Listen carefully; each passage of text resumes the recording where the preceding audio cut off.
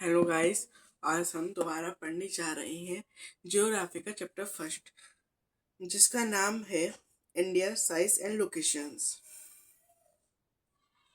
तो आइए शुरू करते हैं। India size and location. Bharat का आकार और स्थिति। इस India India is one of the ancient civilizations in the world. It has achieved multifaceted psycho oh, in the world. It has achieved multifaceted psycho-economic progress during the last 5 decades. It has moved forward, displaying remarkable progress in the field of agriculture, industry, technology, and overall economic development. India has also contributed significantly to making of world history. Bharat विश्व भारत विश्व का भारत विश्व का प्राचीनतम संस्कृति में से एक है। पिछले 5 दशकों में भारत ने सामाजिक आर्थिक रूप से बहुमुखी उन्नति की है। कृषि उद्योग, तकनीकी और सर्वांगीण आर्थिक विकास में अद्भुत प्रगति हुई है। भारत का विश्व में भी महत्वपूर्ण योगदान रहा है। लोकेशन, स्थिति। India is a very vast country lying entirely in the northern hemisphere. Figure 1.1. The main land extends between latitude 8 degree 4 northern and 37 degree 6 northern longitudes, 68 degree 7 eastern and 97 degree 25 eastern. The Tropic of Cancer 20 degree 30 northern divides the country into almost two equal parts. To the southeast and the southwest to the mainland lie the Andaman and Nicobar Island and the Lakshadweep Island in Bay of Bengal and the Lakshadweep Island in Bay of Bengal and Arabian Sea respectively. Find out the extent of this group of islands from your atlas. स्थिति। भारत एक विशाल देश है। ये उत्तरी गोलार्ध में स्थित है। चित्र 1.1 में और इसका मुख्य भाग 8 डिग्री 4 उत्तर में 36 डिग्री 6 उत्तर अक्षांश तथा 68 डिग्री 7 पूर्व 57 डिग्री 25 पूर्व देशांतर तक है। कर्क रेखा 23 डिग्री 30 उत्तर में देश को लगभग 2 बराबर भागों में बांटती है। मुख्य भूभाग के दक्षिण पूर्व अंडमान और निकोबार द्वीप समूह, बंगाल की खाड़ी तथा दक्षिण पश्चिम में लक्षद्वीप समूह अरब सागर में स्थित है। अपनी एटलस के सहायता से इन द्वीपों समूह का विस्तार ज्ञात करो। आकार, size. The land mass of India has an area of 3.28 million square kilometer. India's total area accounts for about 2.4% of the total geographical area of the world. From figure 1.2, it is clear that India is seventh largest country of the world. India has a land boundary of about 15,200 kilometers and the total length of the coastline of the mainland, including Andaman and Nicobar and Lakshadweep, is 700,516.6 kilometers. India is bounded by Youngfold Mountain in the northwest, north, and northeast. South of about 22 degree north latitude, it begins of taper and extends toward the Indian Ocean, dividing it into two seas: the Arabian Sea on the west and the Bay of Bengal on its east. Look at figure 1.3 and note that the latitudinal and longitudinal extent of the mainland is about 30 degree. Despite this fact, the east-west extent appear to be smaller than the north-south extent. From the Gujarat to Arunachal Pradesh, there is a time lag of 2 hours. Hence, time along extended meridian of India when 82 degree 30 east passing through the Mirzapur in Uttar Pradesh is taken as the standard time for the whole country. Latitudinal extension influence the duration of day and night as one moves from south to north. South to north.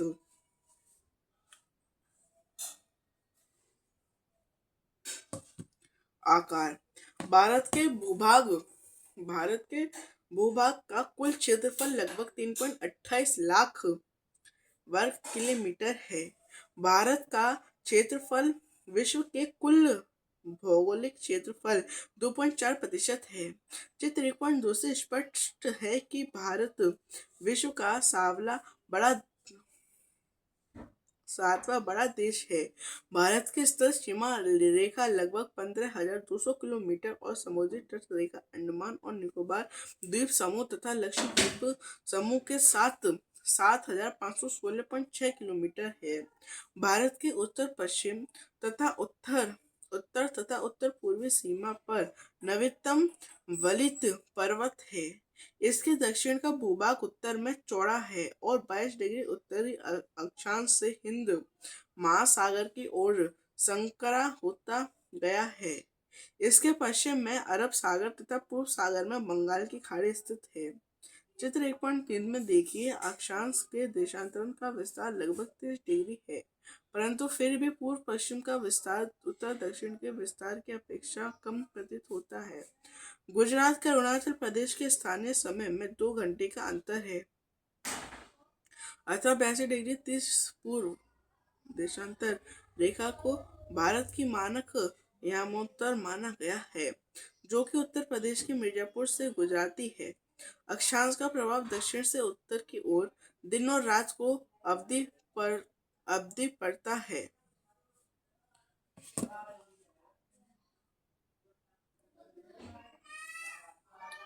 India and the world.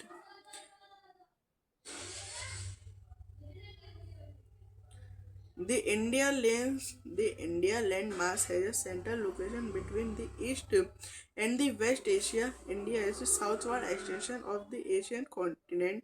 The Trans-India Ocean routes which connect the countries of Europe in the west and the countries of East Asia provide a strategic central location of India. Note that Deccan Peninsula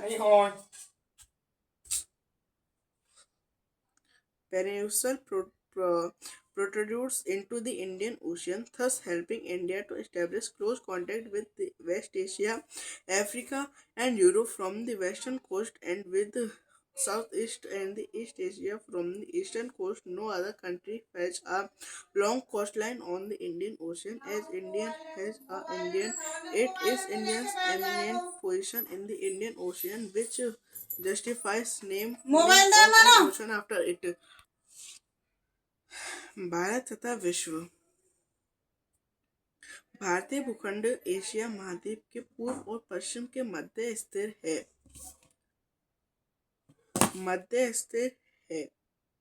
तब भारतीय भूभाग Asia महाद्वीप का दक्षिणी विस्तार है। यदि हिंद महासागर, जो कि पश्चिम में यूरोपीय देशों और पूर्वी एशिया को मिलाता है, भारत को केंद्रीय स्थिति प्रदान करता है। देखिए, दक्षिण का पठार हिंद महासागर में शीर्षवर्त फैला हुआ है और पश्चिम एशिया, अफ्रीका और यूरोप के देशों के साथ साथ पूर्वी एशिया के देशों में भी पूर्वी तट के माध्यम से निकटतम संबंध बनाए हुए है। हिंद महासागर में किसी भी देश की तटीय सीमा भारत जैसी नहीं है। भारत की इसी महत्वपूर्ण स्थिति के कारण एक महासागर का नाम इसके नाम पर रखा गया है।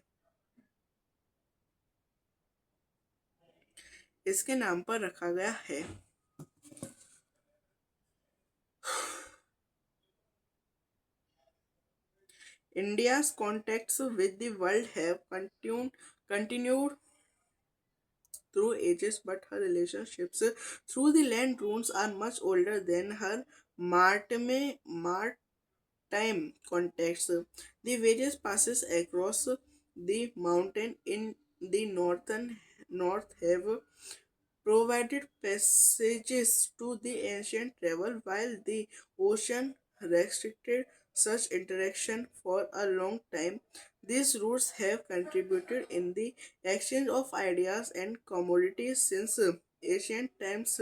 The ideas of Upanishads and the Ramayana, the stories of Panchatra, the Indian numerals, and the decimal system thus could reach many parts of the world. The spices, muslin, and other merchandise they oh, taken from India to different countries. On the other hand, the influences of Greek sculpture and the architectural style, styles of Dam and mandates from West Asia can be seen in different parts of our country. पर भारत का विश्व के देशों के साथ संपर्क युगों पुराना है, परंतु यह संबंध समुद्री जल मार्गों की अपेक्षा भूभागों से होकर था।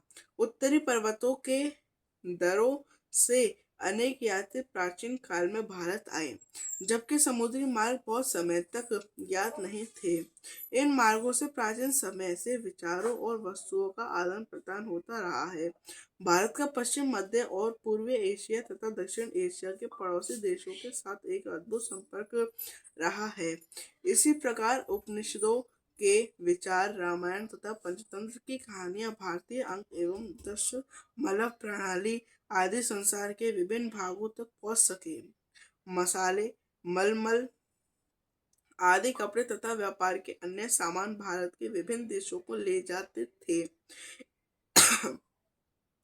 इसके विपरीत यूनानी स्थापत्य तथा पश्चिम एशिया की वास्तुकला के प्रतीक मीनारों तथा गुंबदों का प्रभाव हमारे देश के विभिन्न भागों में देखा गया है। इंडियाज नाइबर्स, भारत के पड़ोसी।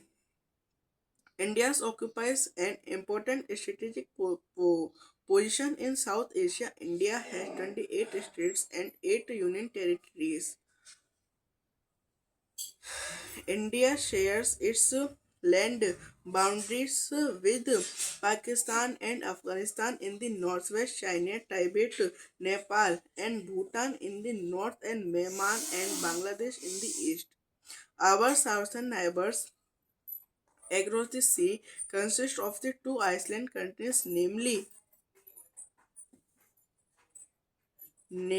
Sri Lanka and Maldives. Sri Lanka is separated from India by a narrow channel of sea formed by Pak Strait and the Gulf of Mannar, while Maldives Island are situated to the south of Lakshadweep Islands. India had strong geographical and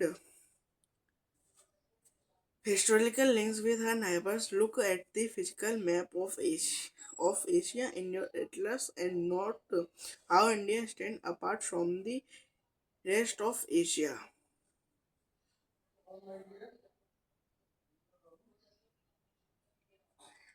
Bharat के पड़ोसी देश।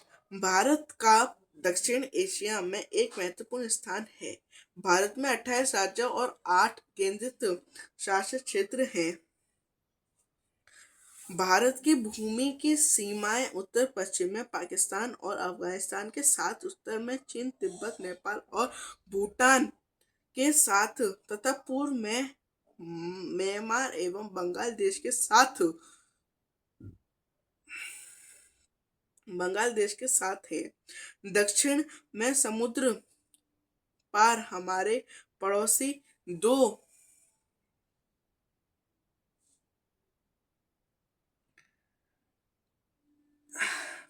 द्वीपों के समूह दो द्वीप समूह राष्ट्र श्रीलंका और मालदीव हैं। भारत और श्रीलंका के बीच में छोटा समुद्री रास्ता, जल स्थिति तथा मन्नार की खाड़ी है। मालदीव, लक्षद्वीप समूह के दक्षिण में स्थित है। अपने पड़ोसी देशों के साथ साथ भारत के भौगोलिक और ऐतिहासिक संबंध बहुत अच्छे रहे हैं। अपनी एटलस में एशिया का मानचित्र में देखा कि भारत कैसे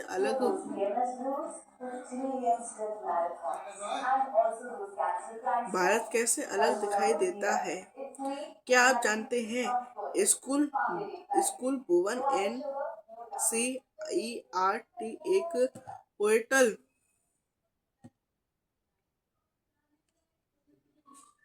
पोर्टल है जो देश के प्राकृतिक संसाधनों का पर्यावरण और स्थिर विकास में उनकी भूमिका के बारे में छात्रों के बीच में जागरूकता और लाने के लिए मानचित्र आधारित शिक्षा प्रदान करता है। इससे इसरो की एक पहल इसरो की एक पहल है। आप माध्यमिक स्तर में संबंधित भारत के विभिन्न मानचित्रों को देख सकते हैं। इसी के साथ जब ज्योग्राफी का chapter first India silent location समाप्त होता है। आइए इसके दूसरे पार्ट का आधा हिस्सा आज हम कर लेते हैं, आधा हिस्सा कल करेंगे। Physical features of physical features of India, Bharat का भौतिक स्वरूप। You have already learnt earlier that India is a vast country with the very landforms. What kind of terrain do you live in? If you live in the plains, you are familiar with the vast stretches of plain land. In contrast, if you live in hilly region, if नहीं the rugged ter- ter- ter- terrain with mountains and valley are common feature. In fact, our country has particularly all major physical features of the earth. Example: mountain, plains, desert, plateaus, and Iceland. The land of India displays great physical variations geologically. The peninsular plateau constitutes one of the ancient landmasses on the Earth's surface. It was supposed to be one of the most stable land blocks. The Himalayas and the plain are the most recent landform from the viewpoint of geology. Himalaya mountains from an unstable zone. The whole mountain system of Himalaya represents a very useful topography with high peaks, deep valleys, and fast flowing rivers. The northern plains are formed the alluvial deposit. The peninsular plateau is composed of igneous and metamorphic rocks with gently rising hills and wide valleys. जैसे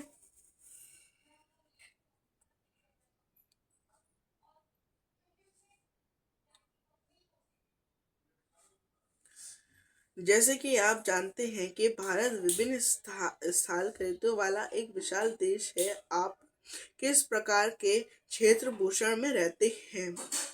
यदि आप यदि आप मैदानी क्षेत्र में रहते हैं तो आप जहाँ के दूर तक फैले विशाल मैदानों को परिचित होंगे। और यदि पर्वतीय क्षेत्र के निवासी हैं तो पर्वतीय ढलानों और घाटियों से भली भांति परिचित होंगे। वास्तव में हमारे देश में हर प्रकार की भू आकृतियां पाई जाती हैं, जैसे पर्वत, मैदान, महास्थल, पठार तथा द्वीपें। भारत की भूमि बहुत अधिक भौतिक विभिन्नताओं को दर्शाती है।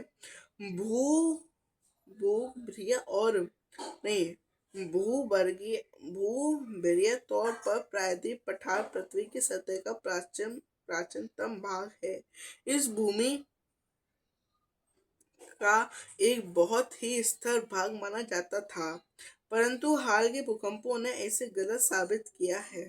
हिमालय एवं उत्तरी मैदान हाल में बनी स्थलाकृतियां हैं।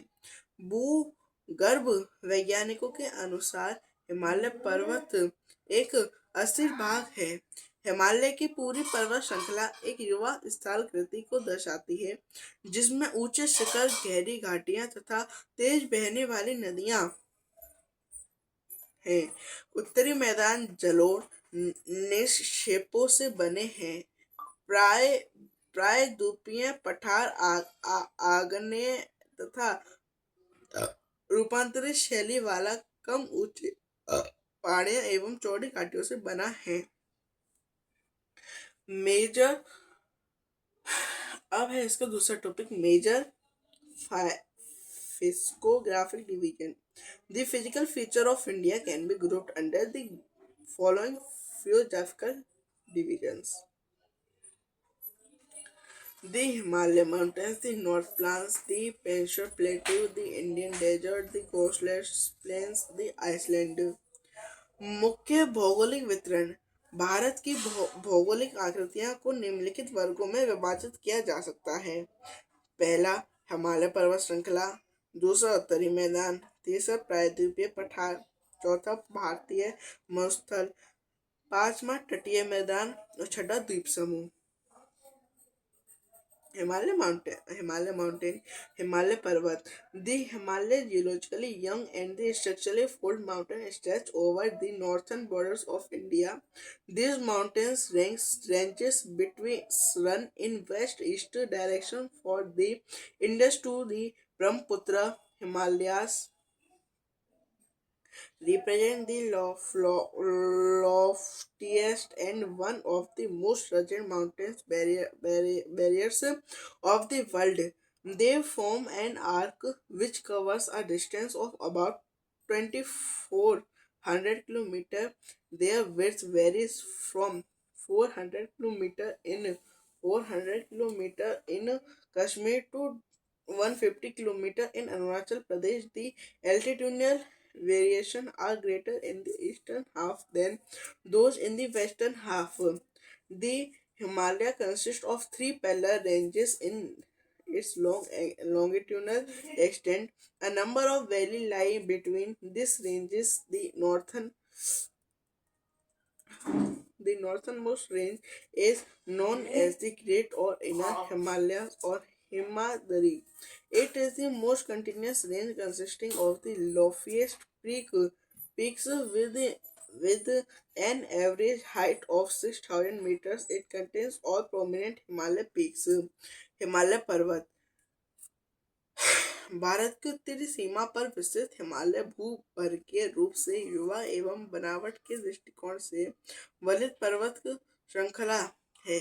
यह पर्वत श्रृंखला के पश्चिम पूर्व में सिंधु से लेकर ब्रह्मपुत्र तक फैली है। हिमालय विश्व की सबसे ऊंची पर्वत श्रेणी है और एक अत्यधिक असम अवरोध में से एक है।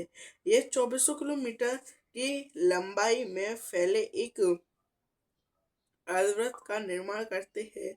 इसकी चौड़ाई कश्मीर में 400 किलोमीटर एवं अरुणाचल में 150 किलोमीटर है। पश्चिमी भाग की अपेक्षा पूर्वी भाग की ऊंचाई में अधिक विविधता पाई जाती है।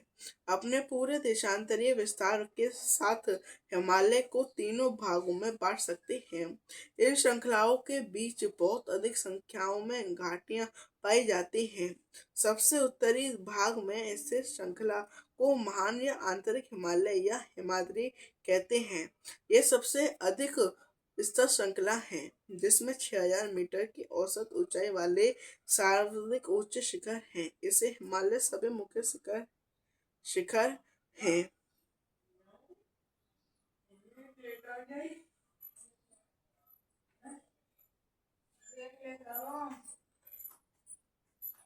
The folds of the Great Himalayas are asymmetric in nature. The core of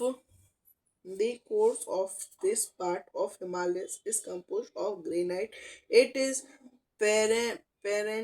perennially snowbound, and a number of glaciers descend from this range. The range lying to the south of the Himalaya forms the most rugged mountain system and is known as Himachal or Lesser Himalaya. The ranges are mainly composed of highly compressed and altered rock. The altitude varies between 3,700 and 4,500 meters and the average width of 50 kilometers, while the Per Panjal range form the longest and the most important range. The Dhola Dhar and Mahabharat ranges are also prominent ones. This range consists of famous valley of Kashmir, Kangra and Kullu Valley in Himachal Pradesh. This region is well known for its hill station. Oh, uh, मान हिमा- मान हिमालय के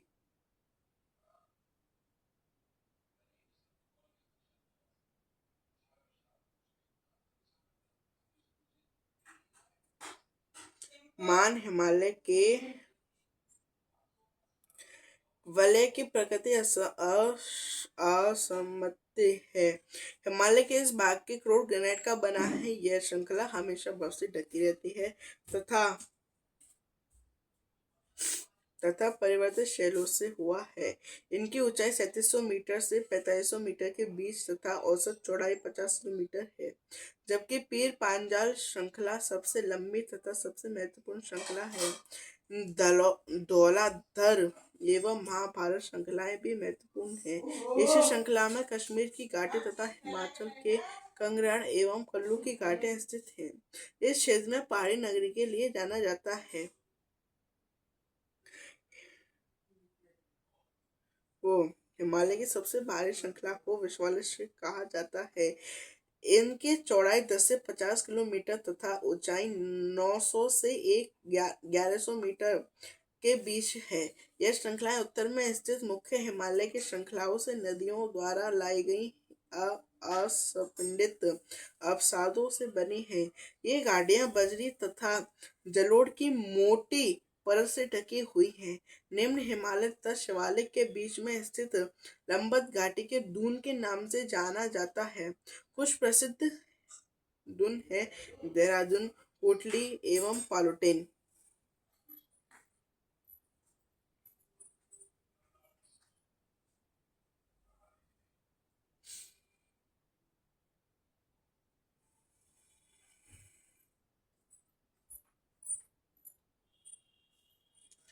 The outermost of Himalaya is called Shivalisk.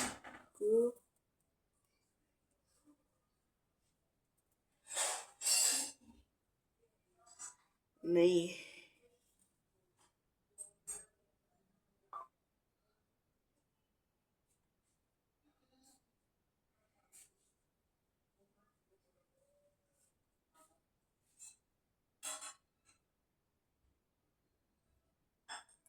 These ranges are composed of unconscious about the rivers of the main Himalaya ranges located farther north. इस उत्तर दक्षिण के अतिरिक्त हिमालय को पश्चिम से पूर्व तक के स्थित क्षेत्रों में आधार पर भी विभाजित किया गया है। This valley are covered with thick gravel and alluvium. The longitudinal valley lying between Lesser Himalaya longitude valley lying between Lesser Himalaya and the Shivaliks are known as Dhans, Dhera Dhan, Koti Dhan, and Patli Dhan are the some of the well-known dhans. Besides the longitudinal divisions, the Himalayas have been divided on the basis of regions from the west to east. The divisions have been demarcated by rivers valley. For the example, the part of Himalayas lying between Indus and Satluj has been traditionally known as Punjab Himalaya, but it also known regionally as Kashmir and Himachal Himalaya from the west to east respectively. Part of Himalayas lying between Satluj and Kali rivers is known as Kumano Himalayas. The Kali Titas, Nepal Himalayas and the parts lying between Testa Dinga River is known as Assam Himalaya. There are regional names also in broad categories out some regional names of the Himalayas. इन वर्गीकरणों को नदी की घाटियों की सीमाओं के आधार पर किया गया है। उदाहरण के लिए सतलुज एवं सिंधु के बीच स्थित हिमालय के भाग को पंजाब हिमालय के नाम से जाना जाता है, लेकिन पश्चिम में पूर्व क्रमशः इस कश्मीर तथा हिमाचल हिमालय के नाम से भी जाना जाता है। सतलुज तथा कारी नदियों के बीच स्थित हिमालय के भाग में कमाऊं हिमालय के नाम से भी जाना जाता है। कारी तथा तिस्ता नदियां नेपाल के हिमालय व एवं तिस्ता तथा दिहांग नदियां असम हिमालय का समीकरण करती हैं। हिमालय को क्षेत्रीय नाम पता कीजिए। बाकी का नेक्स्ट पार्ट हम कल लाते हैं। जब तक के लिए धन्यवाद।